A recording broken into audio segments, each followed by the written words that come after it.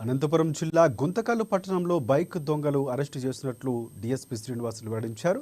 Kasapuram police స్టేషన్లో ఏర్పాటు చేసిన మీడియా సమావేశంలో ఆయన వివరాలు వెల్లడించారు.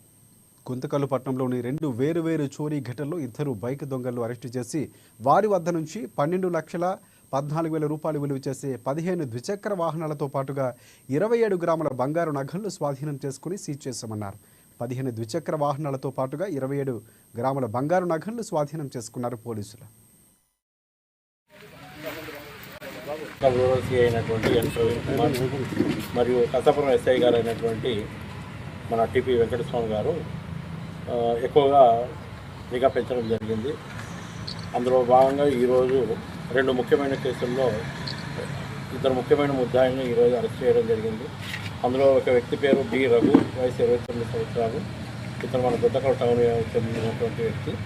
ఇతనిని నిన్న సాయంత్రం అంటే 25వ తేదీ నాడు సాయంత్రం సుమారు 5 గంటల టైంలో మనకు గుంతకల్ టౌన్లోని Shri Shankarananda degree college back side arrest చేయడం జరిగింది. ఇతని వద్ద నుండి మనము 14 మోటార్ సైకిల్లను మనం 14 రికవరీ చేయడం జరిగింది. వాటి వాల్యూ సుమారుగా 9,55,000 ఉంటుంది.